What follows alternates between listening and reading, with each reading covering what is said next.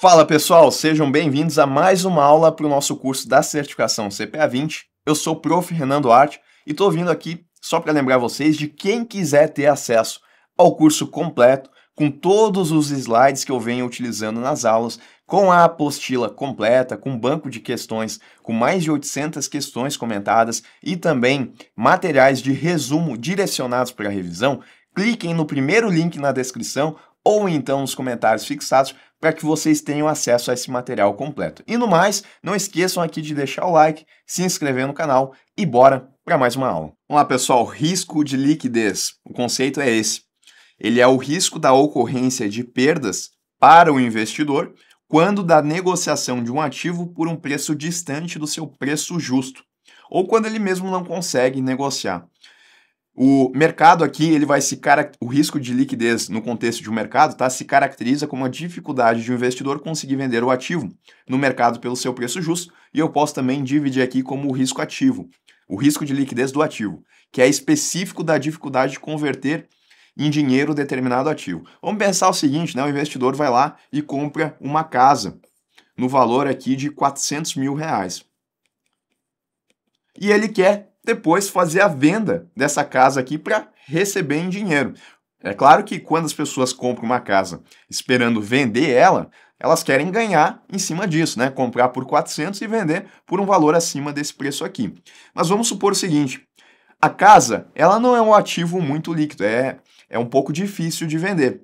E se o investidor ele estiver com dificuldades por não estar conseguindo converter, aí a gente pode pensar aqui no risco de liquidez. Vamos pensar o seguinte, ele está tentando vender por 440 para obter aqui o lucro dele, né, de 10%. 440. Ninguém está querendo comprar. Ele vai a 430. Ninguém quer. 420. Ninguém quer também. Ele não está conseguindo vender. E lembrando aqui que a avaliação dessa casa diz que ela vale atualmente aqui em torno de 420. Tá? Ele comprou por 400, comprou realmente a um preço mais baixo. A avaliação da casa está em 420 e ele está tentando vender aqui a 420, né? Já tentou a 440, 430, não conseguiu. 420 também não. 410 também não. 400, o preço que ele comprou, também ninguém está comprando. Percebam que ele está com dificuldades. Vai chegar um ponto aqui que ele vai baixar tanto o preço que aí ele vai conseguir vender, né? Se ele colocar aqui, por exemplo, a 350, opa, a casa vale 420, ele está vendendo por 350, ele já está tendo uma perda aqui de 50 mil. Aí pode ser que ele consiga vender. Então, olha só, risco de liquidez é o risco da ocorrência de perdas por investidor. Ele teve perda aqui, né? Comprou por 400, está vendendo por 350. Quando da negociação de um ativo por um preço distante do seu preço justo. Preço justo, 420 de avaliação. Está bem distante, né? Perda para o investidor. E aí a subdivisão aqui, risco de mercado, quando da dificuldade do investidor conseguir vender o ativo no mercado pelo seu preço justo. Exatamente o que a gente viu aqui. Mas aí a gente pode também subdividir no risco de liquidez do ativo, que é específico da dificuldade de converter em dinheiro determinado ativo, tá? Daqui a pouco ele não conseguiu, né, em situação nenhuma, vender por preço nenhum. Aí ele já não está vendendo a um preço distante do preço justo, ele está com dificuldade daquele ativo em específico de ser transformado em dinheiro. Tá? Aqui a gente tem a casa, mas podem ter outros ativos também. Daqui a pouco ele comprou uma debênture e ele não está conseguindo vender essa debênture no mercado secundário. É um risco próprio do ativo, ele não está conseguindo transformar em dinheiro. Perfeito, né?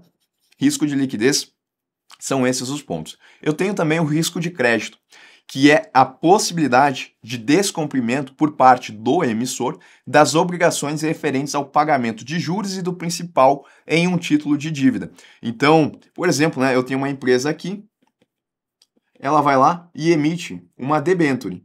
Tá? Essa debênture é um título de dívida e uma vez que o investidor ele compra a debênture, ele passa a ter, então, o direito de receber o que ele investiu. Né? Se ele investiu aqui o valor de 100 mil reais nessa debênture e ele espera receber no vencimento o principal mais os juros, vamos supor que essa conta aqui vai dar 150 mil. Ele tem que receber isso daqui em 2 anos de volta. E aí, a empresa ela tem que fazer o pagamento do valor principal e dos juros. O risco de crédito é a possibilidade do descumprimento por parte do emissor, a empresa que emitiu a debênture, das obrigações referentes ao pagamento de juros, R$ 50.000, e do principal, R$ 100.000, em um título de dívida, tal como essa debênture. É o risco de calote, da empresa não fazer o pagamento do que ela tem para pagar. É possível, tá, que a gente utilize de dados para entender quanto que é maior ou menor o risco de crédito entre diferentes empresas, pensando aqui no exemplo que eu coloquei, tá? Então, para facilitar a avaliação de investimento, há algumas empresas que se especializam em avaliar o risco de crédito de outras empresas, ou até mesmo de governos, né? Saber qual que é o risco de crédito em relação a governos. Essas agências mais conhecidas são a Moody's Investor Service, a Standard Poor's e a Fitech Ratings. E elas vão nos dar, então, aqui escalas de risco de crédito. Então, por exemplo, eu tenho aqui as escalas, né? A Moody's, eu tenho o AAA, a Standard Poor's, o AAA maiúsculo, e a Fitech também, o AAA maiúsculo. A interpretação aqui é que uma empresa ou um país que receba a nota, aí tem que olhar para cada uma das agências, né? Mas vamos supor que a gente está considerando aqui da Standard Poor's. Ela foi lá e deu a nota de AA. Significa aqui que o risco de crédito ele é muito baixo. É de se esperar, então, que se o investidor colocar o dinheiro, ele vai receber o dinheiro dele de volta, porque a empresa ela tem uma alta qualidade de crédito. Como é que as agências de classificação de risco vão fazer essa avaliação? Bom, elas vão trabalhar aqui com os dados da empresa, dados financeiros, dados contábeis, histórico de pagamentos, elas vão fazer toda uma avaliação para dar essa nota aqui. E aí, conforme eu for baixando aqui na tabela, a qualidade de crédito ela vai diminuindo. Então, por exemplo, aqui para Moody's, né, AA1, AA2, AA3, já é alta qualidade, já não é altíssima. Então, se eu tenho uma empresa A que tem essa nota e uma empresa B, olhando aqui, a gente está considerando a Standard Poor's, né, e ela recebe, a empresa B, uma nota de AA-, significa que a empresa A, ela tem um risco de crédito menor do que o da empresa B. E assim a gente vai indo, tá? Percebam que a gente vai reduzindo a nossa qualidade de crédito, e se a gente reduz a qualidade de crédito, a gente aumenta o risco de crédito. Aqui já fica uma qualidade média alta e baixo risco de crédito. Aqui já fica um risco de crédito moderado, né? Quando a gente começa nas notas B, a gente vai indo além. Aqui a gente já tem presença de elementos especulativos, sujeito ao risco de crédito substancial, e assim a gente vai indo até que a gente chega aqui, né? Nas notas que são muito ruins. Tanto é que a interpretação aqui que os créditos estão próximos à inadimplência ou já estão inadimplentes. Então, se eu tenho uma empresa aqui que ela recebe a nota de BB+, por exemplo, né? Uma empresa C. Ela recebe aqui a nota de BB+, é isso, né? É isso. Então, entre essas três empresas, aquela que eu tenho um menor risco de crédito e tenho a maior chance de reaver o valor principal e os juros, é na empresa A. A empresa C, ela já tem um risco de crédito maior. Então, é de se esperar que o retorno prometido pelo investimento da empresa C seja maior. Para a empresa B, é de se esperar que ele seja um intermediário, né? Vamos colocar em números aqui. Pensando nas debêntures de empresas, tá? A gente pode pensar aqui que a empresa A está pagando uma rentabilidade de 10% ao ano. A empresa B vai ter que pagar um pouco mais, porque o risco de crédito é maior. Vai ter que pagar 11% ao ano. E a empresa C, como o risco ele é bem maior, ela vai ter que pagar aqui 13% ao ano. E assim por diante, né? Se eu estiver falando de uma empresa que está com a nota CC+, né? Empresa D aqui, nota CC+, é de se esperar que a rentabilidade dela seja maior ainda, né? Altíssimo risco de crédito. Vai ter que pagar 18% ao ano para compensar esse risco todo que a gente está vendo. Tá? Então, as agências de classificação de risco, elas trazem essa escala aqui e que ajuda os investidores a entender qual que é o risco de crédito. Um outro conceito importante aqui, tá? Spread de crédito. Ele é a diferença entre o retorno no investimento na dívida de uma empresa ou instituição financeira e o retorno oferecido por títulos públicos federais. Então, naquela situação onde eu tinha a empresa D, que ela estava trazendo uma rentabilidade de 18% ao ano, né? Porque ela foi classificada aqui como CC+. E o título público federal desse país, ele é de rentabilidade de 9% ao ano. O spread de crédito vai ser essa diferença aqui, entre 18%, que é o que a empresa está colocando, e o que a gente consegue com títulos públicos federais, que são considerados aqui como o menor risco de crédito, ou risco de crédito inexistente ou quase inexistente. É a opção de investimento onde a gente tem o menor risco de crédito no país. E o spread de crédito é o quanto a mais as empresas estão pagando em relação a esse ativo onde eu praticamente não tenho risco de crédito. Quanto maior o spread de crédito, mais as empresas estão pagando em relação aos títulos públicos federais. Aqui o spread ele é de 9%. Perfeito, né? Para aquela nossa empresa A, lembre, a empresa A, que estava bem avaliada, né? A empresa A, ela tinha uma rentabilidade de 10%. O título público é 9%. Então aqui o spread ele foi só de 1%, né? Porque apesar da empresa A estar muito bem avaliada, o risco do título público federal ele é menor, né? Porque é o governo aí que vai fazer a emissão desses títulos aqui. Bom, eu também tenho aqui o risco país. Ele é uma medida que avalia a probabilidade de um país não cumprir com as suas obrigações financeiras, impactando investimentos e empréstimos internacionais. Aqui a gente está olhando, então, para o país. A gente pode utilizar o conceito de spread de crédito ao comparar títulos emitidos por governos de países soberanos e de países emergentes. Tá? Então, eu posso, por exemplo, comparar qual que é a taxa de juros aqui no Brasil. A gente viu que era 9%, né, para os títulos públicos, e a gente pode ver qual que é a taxa lá nos Estados Unidos.